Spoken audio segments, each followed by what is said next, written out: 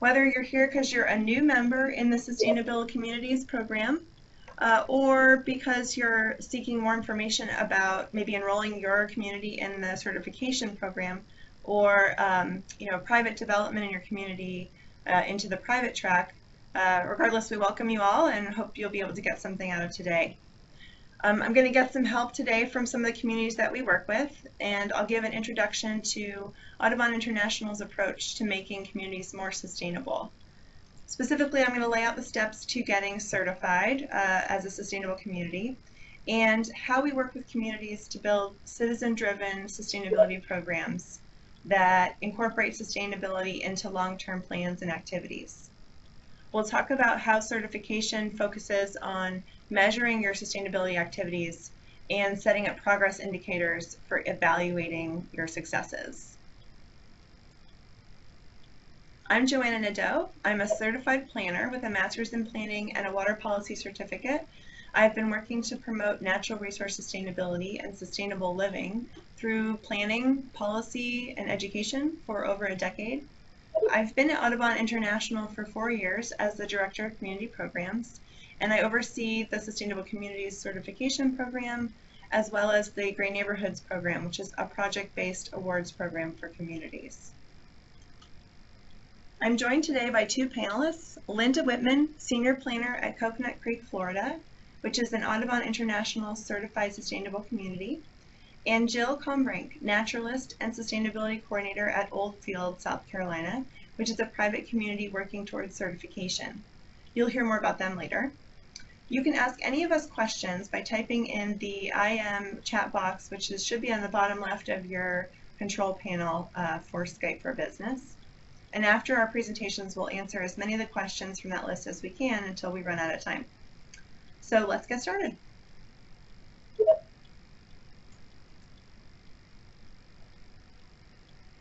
So what is sustainability? It means so many things.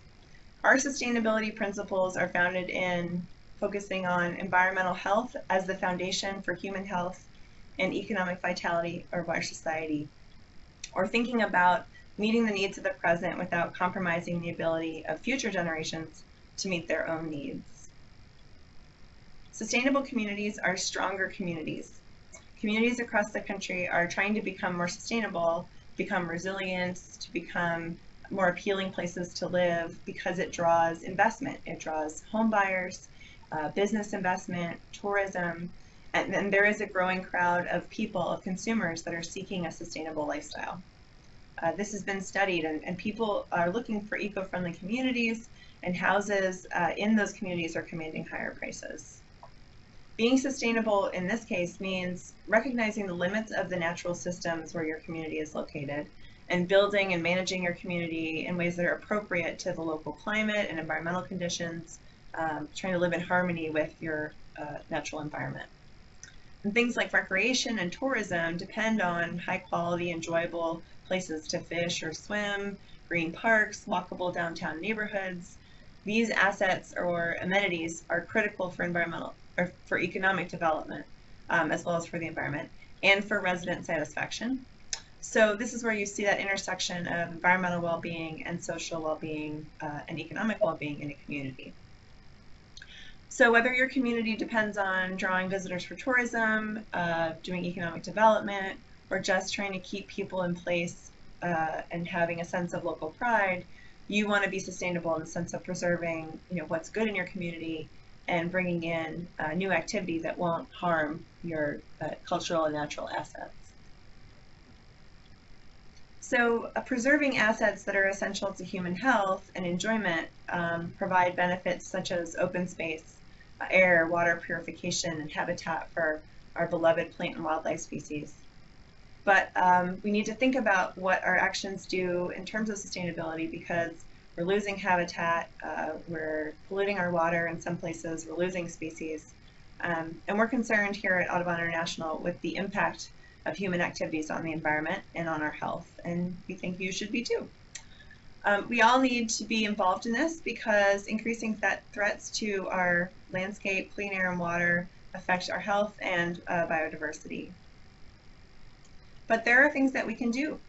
So as an individual, as a business owner, and as a community, you can provide habitat in naturalized and landscaped areas for wildlife, protect water resources by employing best practices near water bodies to reduce chemical runoff and nutrient loading.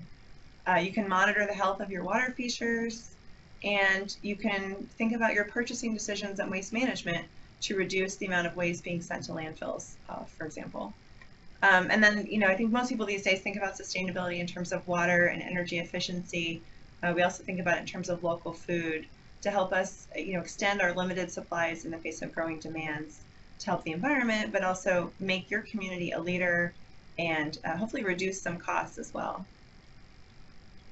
So the Sustainable Communities Program is built to help your community identify opportunities within all of those areas to be a leader and then get recognition for it. Becoming an Audubon International certified sustainable community has benefits, including helping to demonstrate your community's commitment to sustainability, providing third-party recognition that reaches an international audience. So we provide all of our certified communities with certificates of recognition, use of our certified member logo, and press releases that we issue to highlight your accomplishments. And we celebrate our members to our network that receives our newsletters, our social media, through our partners. And all of that can enhance promotion efforts that are part of your community's economic development by showing what your community has accomplished and what it envisions for the future. It demonstrates that your community has a commitment to long-term success and sustainability, and that your implementation is going to continue well past just initial vision. So that credibility is what we think the certification offers you, distinguishing your community as an environmental choice, signifying connections with nature, and ultimately will result in better efficiencies by identifying ways to reduce costs and better ways to compete. So who is Audubon International? You may not all be familiar with us. We are an independent nonprofit environmental organization based just outside of Albany, New York. That's our headquarters, but we work all over the world. We've been working for 30 years to foster more sustainable human and natural communities through research, education, technical conservation assistance. And we have a growing network of members of properties and communities that directly benefit millions of acres of land, protecting habitat for threatened species, and reducing pollutants in the environment. So to learn more about our certification programs for recreation properties, hotels, and new developments, I encourage you to visit our website. We are distinct from the National Audubon Society. They, of course, focus on birds and direct public education. We focus on voluntary and incentive-based certification programs that we use to provide education and technical assistance to those that manage manage communities and properties. So I'm going to explain how to get a community certified and what the program entails along the way. Our goal in working with communities is to establish a long-term initiative in a community that means a healthy local environment, high quality of life, economic vitality for the future. We start with understanding your local setting, the ecological region that you're in, local culture and values, and make sure that our recommendations are all place-based and tailored to your community.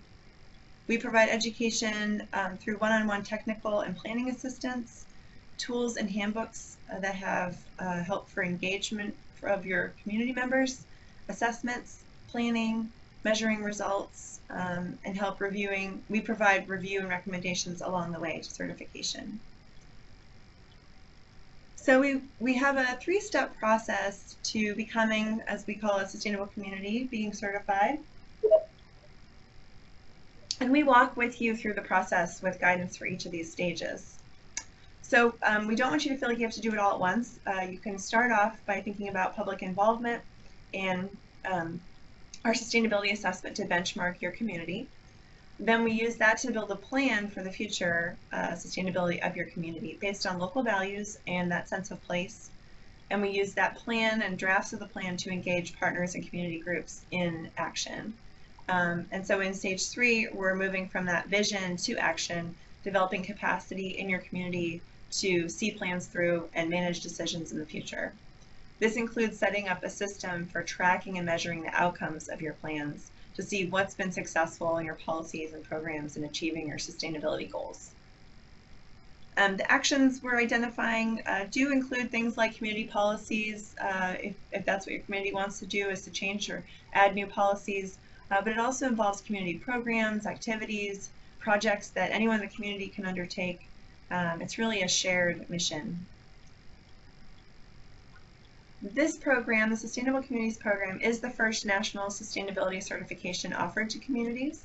It has 2 tracks, one for municipalities, towns, cities, counties, and one for private communities like property owners associations. This is a list of some of the communities that have worked through our public track, and the certified communities are those listed in bold.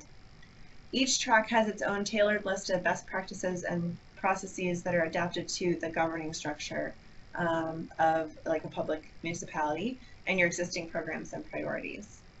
So some of you have heard about this webinar through our golf certification program, in which case your community, if it's a private community, could apply to the private track for certification, or you could get your larger town or city to apply for certification as well through the public track.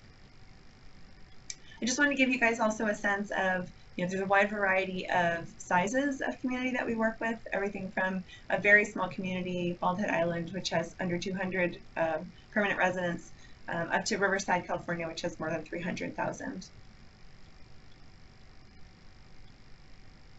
So yeah, these are our 3 certified communities in the public track, and yours could be next. So what are these communities achieving when they become certified? The goal is certification, but it's also being able to see real results. So for example, saving energy because of energy efficiency improvements, obtaining grant funding and implementing stormwater projects to reduce the impact of development on the watershed, reducing waste by creating composting programs or recycling programs, protecting lands along rivers where you have wildlife habitat as well as recreational amenities. All of these things are things that our communities have achieved. So as I mentioned, this is intended to create a long-term sustainability program for your community. Or if your community has already done that, this program can provide recognition. So you can enter the process at any stage, regardless of if you want to start at the beginning and get assistance, or if you think your community is ready to get certified now. Many of our certification requirements are process-based in order to establish a long-term program for your community. So to help you develop capacity, increase public engagement, institutionalize best practices, and start to track all of the things that add up to becoming more sustainable into a centralized place and a long-term reporting framework. So to keep it from being overwhelming, we break down each step with guidance along the way. And at the end, you'll have an up and running sustainability program, new projects going in every focus area, clear messaging about what makes your community unique, engaged residents and staff excited about the effort, and additional recommendations from us about what to do next. So I mentioned focus areas. The Sustainable Communities Program is built around 15 focus areas that represent all the areas of community affected by its sustainability, sorry. So the assessment and plan structure are built around all of these focus areas that ensure that we're looking comprehensively at your community. We drill down into each of these and find priority focus areas where there might be need to improve or take new action, and identify those areas where you're already doing well to promote your success. So for example, a sustainable community has looked at their food system with the sustainability lens, that's the agriculture category, at their economic system in terms of environmental and social impacts, including the equity aspects, and so on and so forth. So the way it starts off is that we encourage our communities to create a steering committee and somebody to bring together a steering committee and serve as the liaison with Audubon. We then provide you with tools to do a baseline assessment that looks at all the applicable best practices for those 15 focus areas and what's happening in your community. We provide tools for you to do a survey of your residents, and a sort of another tool for citizen engagement, which is establishing a public demonstration site.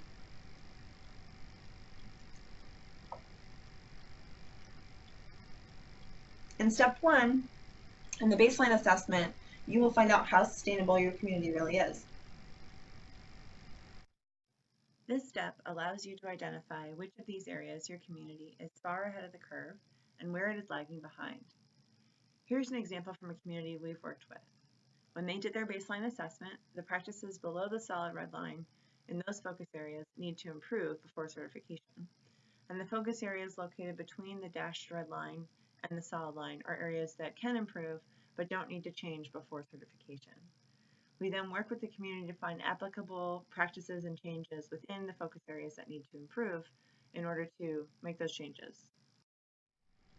This is an outcome from the resident survey where we've asked residents to identify their priorities. Which of these areas do they think are most important for their community? And then we asked things like the level of public support for various actions within each of those categories. Would they like their community to take?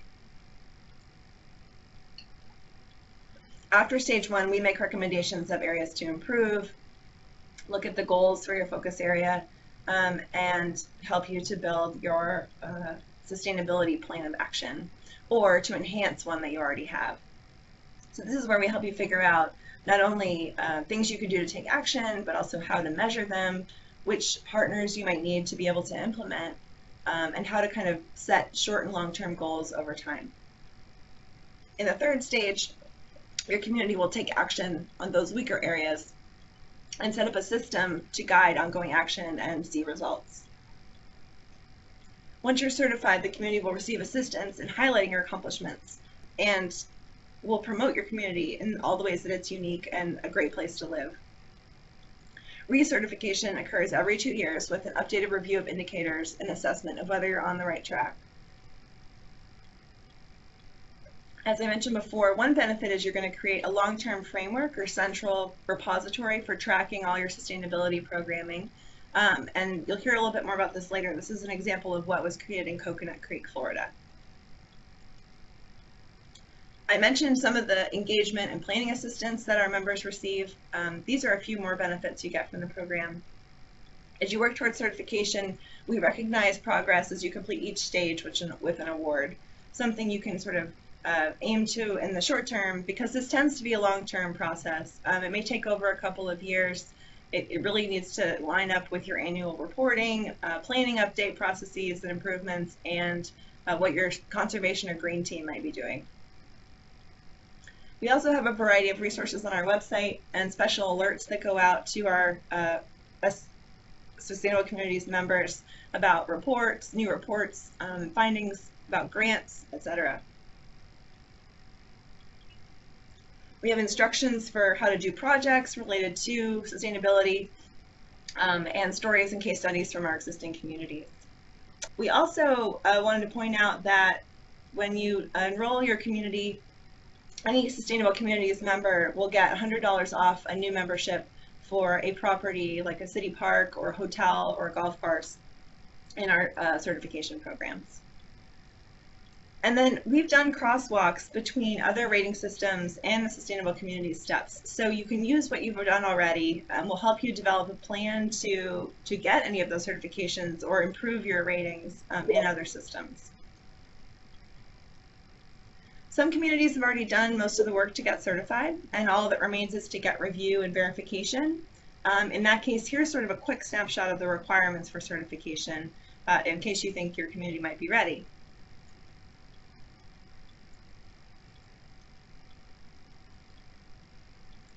So we'd love to have your community join now and become the next Audubon certified sustainable community. It might be a good time if you have some momentum from a recently completed project or event and you're wondering what to do next. I also wanted to mention that we have a program for new developments called the Signature Program, where our certified signature sanctuaries are designed, built, and managed according to sustainability principles.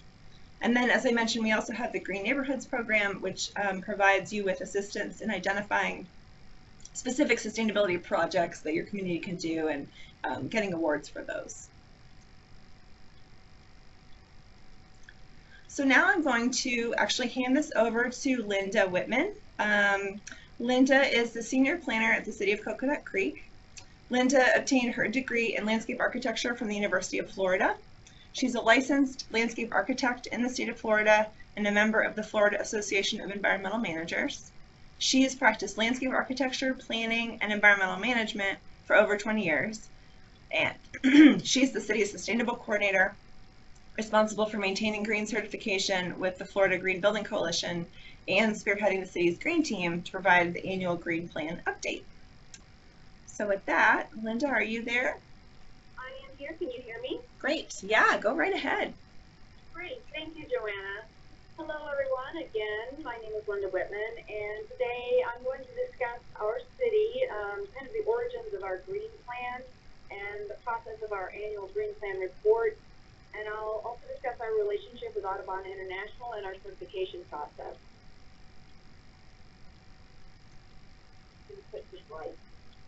Perfect. So the city of Coconut Creek, for those of you who have never heard of our wonderful city, we are located in the standard metropolitan statistical area of Miami-Dade County.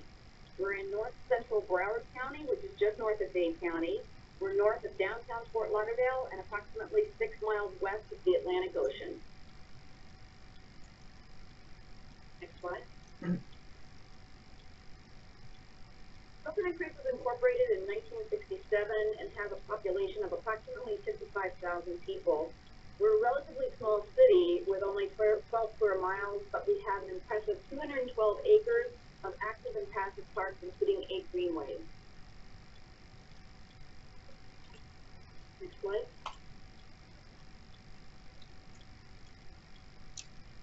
There's a little bit of a delay, sorry. Okay, no worries. So, to take you back, our sustainability story started with a legal challenge from the city to the Enron Corporation, who proposed expansion in an area that was just adjacent to the city boundary. The residents and the city officials together did not want to have the negative environmental impact associated with that use.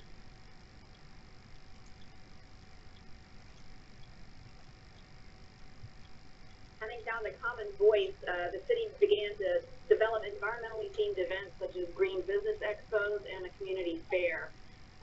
Due to the presence of Butterfly World, which is a county park, Butterfly World is within our municipal boundaries. We used that icon as a trademark for ourselves and branded ourselves the butterfly supply capital of the world, and continue to use that image of the butterfly on everything that we do, and then anything that we do that is related to the green plan is the butterfly on a green leaf, and it's called Fluffy on the Green.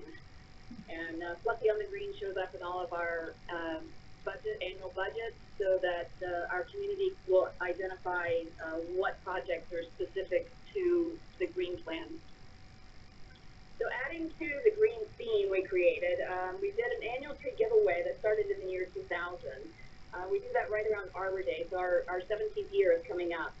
The program distributes about 700 trees a year to residents, and that helps to increase our goal or to achieve our goal of tree canopy within our city. With this particular project, I could do an entire presentation on the tree giveaway alone, but I can tell you that we have every department usually chips in and helps. We have about 20 informational booths, 10 of which are required. So as the residents come through the city, they line up at 5 o'clock in the morning, and they come through. They have to go through and get different portions of their punch card stamped, and so they have to listen to how to take care of a tree, and so that they're not going to kill it. And then at the end of that whole line, that's when they get their tree. So it's a big program, and it's been very well appreciated by the residents in the city.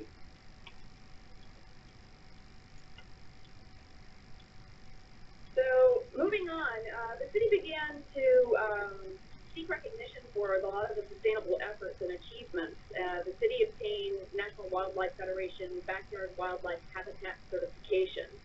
We were the first in the state of Florida the 11th in the nation.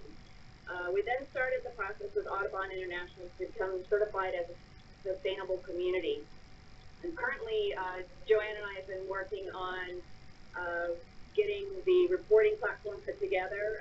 Fortunately, through the coordination with Joanne, we were able to use our green plan as the basis for reporting, and then we were able to add additional spreadsheet information to pick up any items that weren't already addressed. And being from a very, very small city with a limited staff and limited staff time, that's invaluable to us to be able to use something that we already do as a city and be able to use that as a part of our reporting to Audubon International. And quite frankly, if we weren't able to have that kind of a joint relationship between the two certification reporting efforts, we almost wouldn't be able to do it because we just don't have the staff time otherwise. So that's been very invaluable for us. So back to our history on the Green Plan. We were having a lot of events and different kind of scattered items that were green related, but we didn't have a plan and we didn't have any set goals and we didn't have any way to show any type of accountability for what we were doing. The city felt that it needed a plan, a time frame to set goals, targets, and needed to monitor the progress.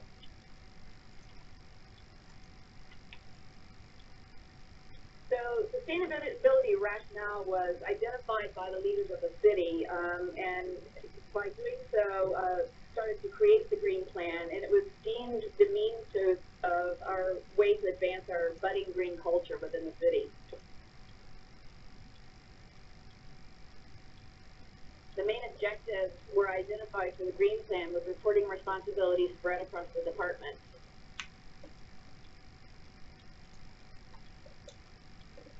It was concluded that the benefits of ongoing reporting provide, among other things, accountability, benchmarks, and budget alignment. In 2009, the first Green Plan report was prepared and presented to the City Commission and to the community.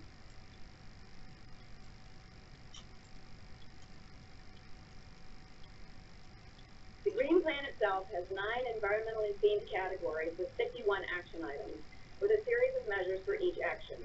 A simple graphic in the introduction area of the report allows the reader, alerts the reader of our general progress. The area that is shown as undetermined refers to items that are awaiting implementation due to various constraints, and some of those would be something like we have an area of our city called Main Street that has not been developed just because one family owns a large portion of it. So a lot of the things that we were hoping to do in that area can't happen until that property is developed. So that's what that section refers to on the graph. As a part of our annual Green Plan reporting, we monitor and track the green building construction within the city. This map highlights the lead projects in our city, including Main Street, our planned downtown area. This Regional Activity Center received an APA award for requiring all new development to achieve LEED or similar certification. The Green Plan also tracks tree canopy coverage, and I'll talk a little bit more about that a little bit later. And also it tracks solar use. The city partners with Broward County in what's called a Go Solar program. Go Solar promotes standardization not only within Broward County, but also within Florida. It also streamlines the information and permitting process, allowing users to more easily make solar power a reality. Water consumption in Florida is also a huge issue. Although we get an enormous amount of rain in the summer, we're facing less and less available water in the aquifer. Water use reduction is part of our goals and is monitored in the Green Plan. Also of importance, the city implemented single-stream recycling for residential areas in the March of 2009 by distributing single-stream bins to single-family neighborhoods and subsequently to the multifamily neighborhoods. There have been significant capture rates well above the target set each year. Additionally, the city holds 3 shredding events each year, which have proven to be successful and aids in the overall waste reduction goals of the city. Recently, the city contracted with a company for voluntary commercial recycling with a future goal to make commercial cycling a requirement.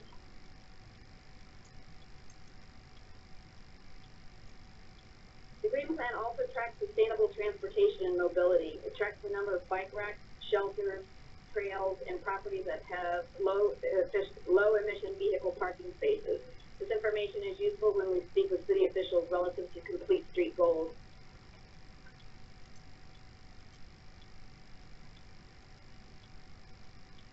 We also have a category that tracks community participation based on commissioner districts, and that tends to create a nice friendly competition amongst the commissioners.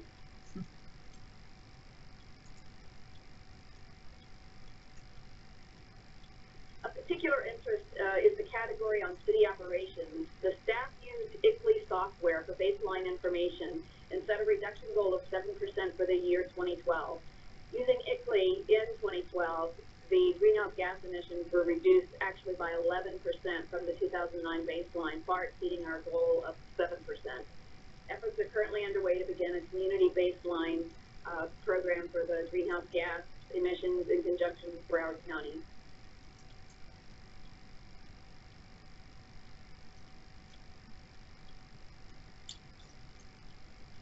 So in the Green Plan report, each category is presented with all action items with summaries and notes, measurements, and annual results.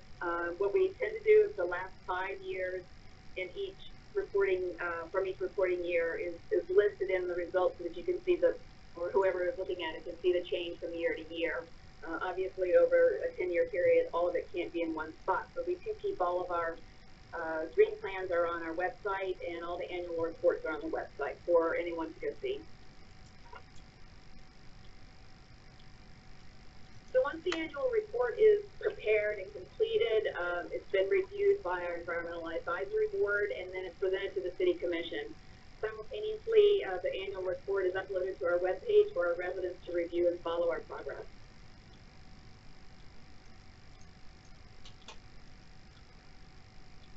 So using elements from the Green Plan, along with additional specific requirements, the city received local government gold level certification from the Florida Green Building Coalition. The requirements for this certification, as outlined by FGBC, stem from a keen knowledge of and understanding of Florida and our communities. The data collection took over 18 months and required the collaboration of the city's Green Team, which is comprised of a representative from each department in the city. In January of 2015, we received the highest score in Broward County and the 5th highest score in the state of Florida, an achievement of which we are immensely proud.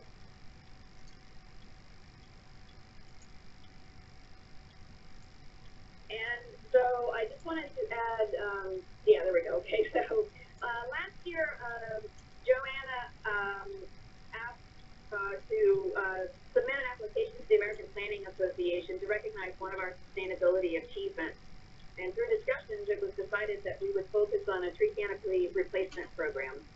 This program arose from after the devastating hurricanes that hit Florida in 2004 and 2005, which destroyed nearly 2,500 street trees in the city. This project was particularly interesting because we demonstrated a citywide community benefit using the National Tree Benefit Calculator. This allowed us to use public funds for planting trees on private properties.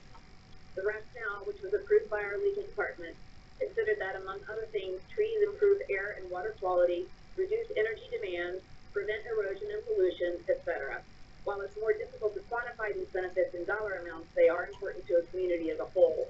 And this program is still ongoing.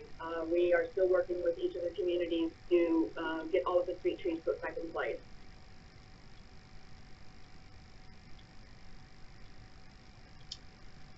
Great. Thanks, Linda. Thank you. So I'm going to shift now, ask you a couple questions, and then, of course, later on we'll let the audience members ask some questions as well. So why did Coconut Creek pursue certification as a sustainable community? Well, I think that Coconut Creek felt that the name recognition of Audubon International would lend some credence to our environmental pursuits. And having worked diligently on the Green Plan, it was clear that a lot of our accomplishments could be recognized through the certification process. Certification then, in turn, shows the community that we are advancing the goals that were set in the city's inception. Yeah, that makes sense. I think that's often what we hear. That's great. What has the certification done for your community so far? We looked at this certification as kind of a puzzle piece for the broader, bigger picture of our sustainability goals. Having the certification, we felt that it showed that we had achieved some of our environmental goals and proved to those we collaborate with that we are serious with our intentions, and that would be anybody in the regional area or in Broward County. We're an active member and collaborator with the county and region, specifically with the South Florida Regional Climate Compact.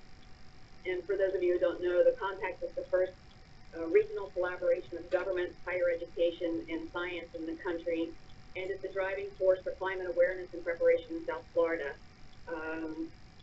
As a small city, we felt that we've proven our intentions in part through our certifications, such as Audubon International, and that helps lend credence to our involvement in other projects. And I'm also curious if you want to say any more about all the different ways you guys use the green plan and the green reports. I know when you started at the city, I think you mentioned that you felt like it was really helpful to have everything in one place. I know you guys also use it in your budgeting processes. So anything else you want to say about that?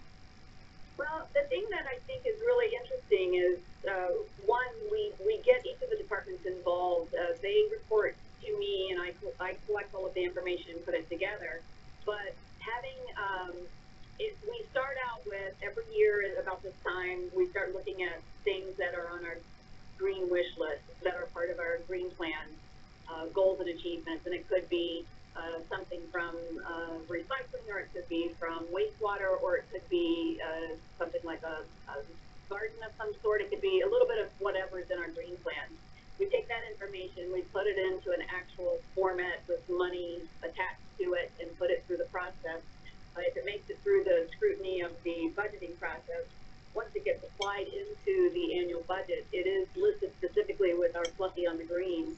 And I think that being able to attach our sustainability goals with the monetary aspect makes it a real program, in that it's real to the people that don't necessarily understand what sustainability is.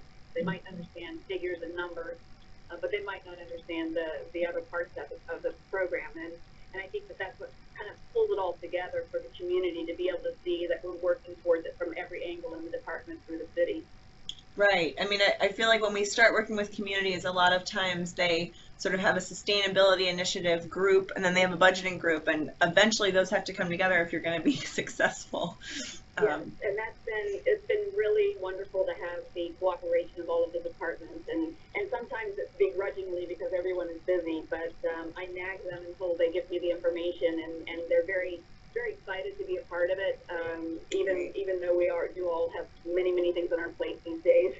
Right, yeah. Well, and that to me is also maybe a benefit of the certification is you have to report, and you have to, the green plan report as well.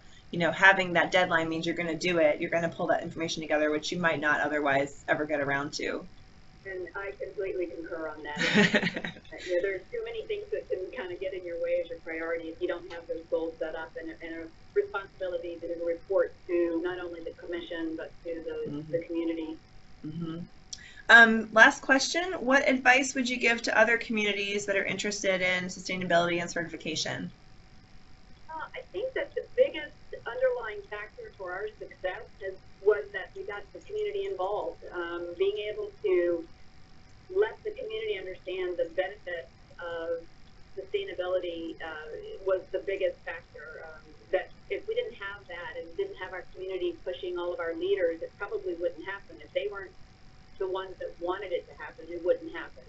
So my biggest advice would be to make sure that you're doing your ground efforts, getting out to the community, making sure they understand what you have in your community and how you can make it better, and letting them know that being certified is a good thing and gives you some level of exposure which you might not otherwise have.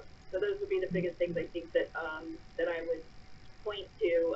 And once your commissioners and your or your city manager, once they get on board, the departments fall in line, and it's much easier to go at it from that perspective than to try to work your way from inside City Hall somewhere. Right. Okay, Linda, thank you so much. So I'm going to switch gears for a bit, and we're going to talk about a community in the private track. that's going through our certification process, and I'm going to do a little bit of intro and then hand it over to Jill. So this is the contingent of communities that are in our private track, and it follows the same basic steps as public municipalities to get certified, but the process reflects the fact that not everything is applicable in a private community. The practices listed are somewhat different as well, but it's still the same 15 focus areas, still the same basic requirements for certification. A lot of communities that you'll see in here started by getting either a golf course certified in the Cooperative Sanctuary Program or a signature certification for a development, and wanted to involve the whole community and create a more consistent sustainability brand. So I just want to give you a little context. We're going to talk about Oldfield, South Carolina. Oh, and my dot moved. Okay, well that dot should be where the arrow points. So Oldfield is not far from Hilton Head, just on the Atlantic coast in South Carolina. It's a community, relatively small community, that has made a really commitment to sustainability from design and through administration. They do have a paid naturalist, which reflects both their commitment and makes it a little bit easier for them to do some of these projects more quickly. This is a statement that they had created about their commitment to environmental stewardship and healthy relationship between humans and the natural community. So it started with the Oldfield Club, and I'm actually going to let Jill take it from here. So I want to introduce Jill Kombrink, who's the naturalist at Oldfield. Jill grew up in Illinois, but her love of nature and the outdoors drew her to South Carolina 9 years ago. Her background is in special education and elementary education and was a teacher for almost 20 years. After moving to Bluffton, she dedicated herself to learning about the unique environment in the Low Country and has been through several Master Naturalist programs. She's been the staff naturalist at Oldfield for 2.5 years and oversees all the nature programs and is the point of contact for the Audubon programs as well. So Jill, are you there? I am. Can you hear me? I sure can. So why don't you tell us about how Oldfield got started in the Sustainable Communities program? All right, I will. And just so you know, I never did get the connection on the laptop, so I can see people's questions, but the program never showed up. Well, I have a picture of internet issues. We're kind of a rustic out here, so right. Well, Oldfield did get started with the Sustainable Communities program. I mean, we've just begun the process about a year ago, but we've been associated with Audubon International for over 10 years, starting with the golf course sanctuary certification, and then after that we started with the community becoming one of the first Neighborhood for Nature award participants, and have just continued from there. Yeah, perfect. And I actually have slides up about all of that, so we're right on cue there. So tell me, why is Oldfield pursuing certification? Great. All right, I have that up on the slides. Okay, good. So, yeah, I'm going blindly here. No worries. So why is Oldfield pursuing certification as a sustainable community? Well, over the years, we've continued to do our Neighborhood for Nature and Green Communities programs, and those were award programs, and our whole neighborhood, the basis for it is we're very much based on environmental practices, and we are a neighborhood that really focuses on our nature and protecting it. So it just seems like a natural progression for us, and at the same time, being a Nature Mind community, having the Audubon International recognition, we also, the timing worked out perfectly because the community itself was going through a change of being developer run to community and board member run. So while they were having these meetings, I was introduced to the sustainable program, and it was exactly what we needed to help the community come together and focus on some of the ways that we can move forward with our strategic planning with that environmental focus. Yes, awesome. And that maybe that's the answer to this next question, but what has the process done so far, and the program done so far for your community? Well, having this as kind of a framework and something to not keep separate, I know that was something that was mentioned in the last talk as well. It doesn't have to be separate. The board is coming together with strategic planning, and then I'm here as the naturalist talking about environmental programs, and that was a community initiative. We were able to come together, and we're at the beginning stages. So we're at the beginning stages of the sustainable program, but we're also at the beginning stages of our community strategic planning and having our own voice. And so with this program, it's helped us show the board that we have this resource available. So I can't stress enough having Audubon there and Joanna to be able to just email with a question. And I kind of felt like it was Audubon International as a community was still kind of seen as an awards program. And having Joanna come out as part of this sustainable program allowed them to see that this is a certification program and how beneficial this is going to be with us planning everything, not just a community garden, but the choices we're going to make as an aging community when we replace appliances. And so it just, it's an invaluable resource to have. And just to give everyone context, Jill's referring to the site visit, which I didn't actually talk too much about in my talk, trying to keep it tight. But one of the things that happens for all of the Sustainable Communities members is that Audubon International staff comes out to the community, gets to know the community, does some kind of orientation presentations, and meets with the main leaders and staff behind the scenes to explain the process of certification, to learn more about what's already happening, and kind of start that visioning process. So that's what we did last fall. Not too long ago. Time flies. Okay, well, I just have one more question for you, which you may be anticipating. What advice would you give to other communities starting the process? I do have some advice, and I did want to just mention one other thing as well. When you are going through this process, it's really nice, and I know that the other speaker mentioned this too, about just the marketing advantage. And so that would be a piece of my advice is, as you're going through this process, use the Audubon International's name and their logo and all of that for marketing, and don't take it for granted. Like for myself, being the naturalist, and if you, as a committee, use that as leverage when you're making decisions. Like, remember, we're an Audubon International community. We need to make wise practices based on that. So I'm able to use that when we go to choose a new pond company or ARB's updating their guidelines. It's nice to just have that as something to fall back on and use for a reminder. But as communities do start out, obviously a lot of communities don't have a staff naturalist like we do, but now that we're in the certification program, it's not just me earning the awards.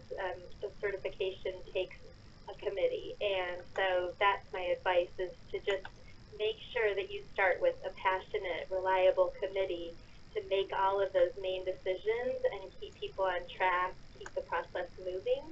And then from there, you can break off into smaller subcommittees as needed, where community members might have certain interests or expertise that can help with the decision making. But make sure that that initial committee that you have is your key to making the decisions and keeping the momentum going. And use Joanna. She has a wealth of knowledge and advice, and she's just an email and a phone call away. So whenever you're stuck or unsure about something, use her and Audubon as a resource. And Jill, I think at least one of your steering committee members is also a board member. Is that right? Yes.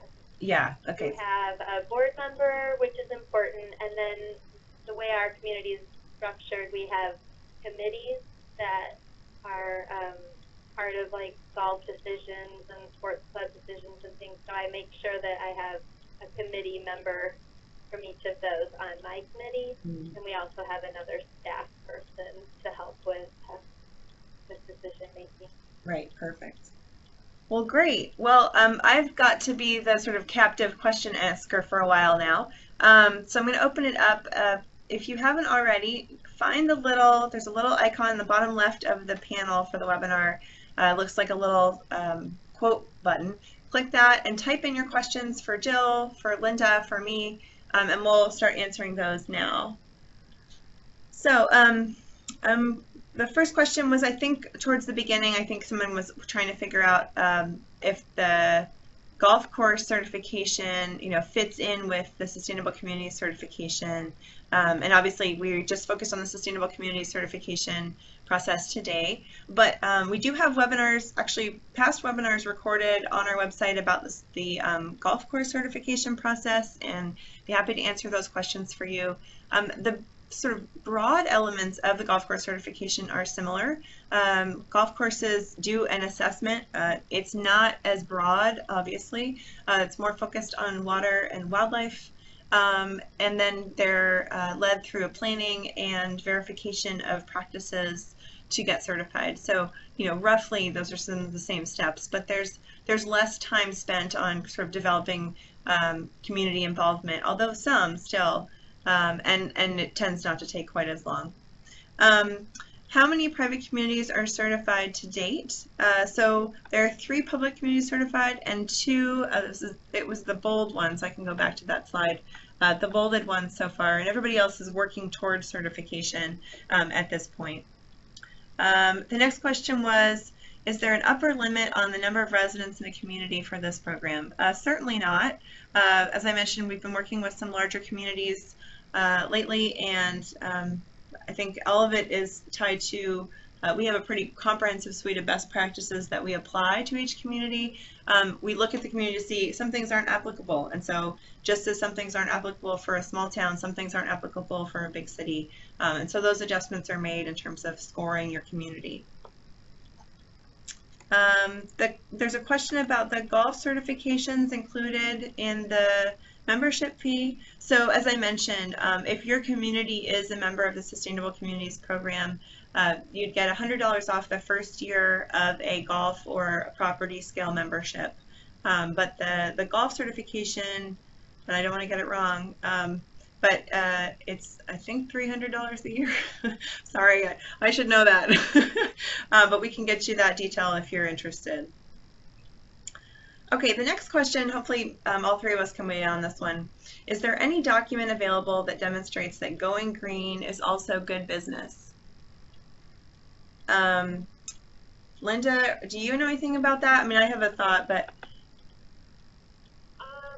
I don't have any specific information off the top of my head. I know I've seen several articles that talk about that, right, benefits, and I think I just saw one today that was talking about there's a lot of major corporations that are understanding that sustainability is within their best interest, and regardless of federal requirements, because it was all discussing the EPA situation, that a lot of the larger corporations are going to continue with their sustainability goals.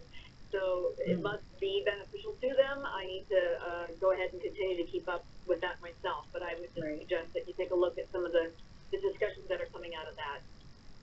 That's great. I'll also refer back to, I have a quote pulled from it at the beginning of the presentation about the National Association of Realtors, which does an assessment of this, and they have a green group, I guess now, in their research group that focuses on the effects of green, practices and certifications on home values, and so that, I know that report is regularly produced. Good business sounds a little bit more in terms of individual businesses benefiting. So if there are folks that want to see more about that, I'd be happy to track down some of the reports, like Linda said, that I've seen, but I don't have off the top of my head.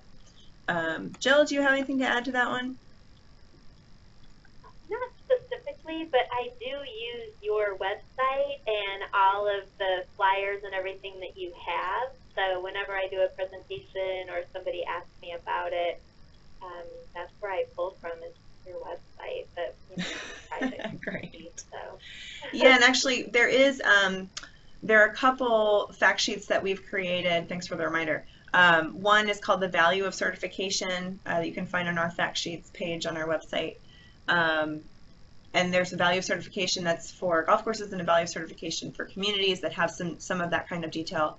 There's also, and I believe it was in our stewardship news, an article we did where we pulled out some of those, the economic benefits of sustainability. So again, if you're having trouble tracking that down, please feel free to contact me and I can send it to you. So there's a question about all the different certifications that we have. I mentioned the Signature Sanctuary Program, the Audubon Cooperative Sanctuary Program. Again, I recommend that you go to our website. It's listed here on this slide, and click on the Programs tab, and it gives you a description. But basically, the certifications that we have are for properties. Audubon Cooperative Sanctuary Program is for a property. We have a golf track and a regular non-golf track. The Signature Sanctuary certification is for new developments. There's a Classic certification, which is for redesign. We have a Green Lodging certification for hotels and resorts, and the Sustainable Communities Program, obviously, for existing communities. So those are all the different certifications that we do. And again, if you're interested in knowing more about those, please let me know. I'll be happy to give you some more detail. We are already certified, but are going through the recertification process and have some specific questions. Happy to follow up with this person individually. Looks like they're talking maybe about specifics around the golf certification. So primarily eliminating measures taken, things built, keeping older information regardless of what has changed. Ultimately, we want to see you doing best practices. There are some aspects of the golf certification where we're looking for changes over time. And actually, you can contact Allie if you want to know more about some of those details, or I can pass you along to her if you still have some questions about that. Oh, we have a question about the annual fee for the Sustainable Communities Program. So let me go back to that slide. It might take me a second. So the annual fee varies based on community size and type. So the private track has one fee, which is the $1,000 annual fee for the private communities. And part of the reason that that's higher is because the private communities tend to use more of our assistance along the way. And then the public communities, depending on size, it's either a $500 or $750 annual fee for all of the services. So if your community is below, I'm going to say it before I get to it, but if your community is below 10,000 people in population, then you're looking at the $500 annual fee. So I think that's right here. Yeah, there we go. And then there is a one-time fee for if you're going to get the planning assistance based on size or get the plan review if you are fast tracking listed there. Okay, oh great, we've got an answer to the business case for sustainability. Of course, the Ben & Jerry's guys, yeah. So Double Dip, written by Ben & Jerry's. You may have all already seen that comment, but that's apparently a good resource for the business case for sustainability. Once certified, are there limits to how often or where the Audubon logo can be displayed or used within a community? Well, we do have branding guidelines, and we ask that any sort of major printed material or web presence of the logo, that we can review it to make sure that it is sort of, the icon is maintained intact. So actually, I don't know if either one of you want to speak to that, having gone through that as a member. I mean, you and I have stayed in pretty close contact as far as whenever we're going to be printing something, or you check in once in a while if we're putting something on social media and give us suggestions. But it's just another example of getting a quick answer back from you. And we send it over, you give us suggestions, and it's been a quick and easy process for us. Great. And this is Linda. The same thing. I think we've used it in cases where it's redundant, where we've used it before, so we knew that it was okay. But in any other case, we would just call you and ask you. Right. Yeah, and primarily we encourage you to use it as widely as possible. So on signs, on letterhead, printed material, your website. I mean, those are all places that we really encourage you to use it as a certified member. we actually have like a certified community sign that our members can purchase once they're certified. And then, you know, some members just create their own, and so that's where we kind of try to make sure that, again, it's sort of the colors and branding, you know, are held intact. So really, there's not much in the way of restrictions. Well, we're going to wrap up now. We're about at 3 o'clock. I want to extend my sincere thanks to Linda and Jill for their contributions today, and of course, just general appreciation because it's so fun to work with you guys. And then if anybody has any follow-up questions, please don't hesitate to contact us. I'm sharing here a link to our survey if you're interested in giving us feedback. We'd love to hear it. And ultimately, we're going to send out probably within the next day or so, everyone will get a copy of the recording of the webinar and some follow-up materials. So feel free to be in touch, and we'll be in touch with you. And thank you again for attending today.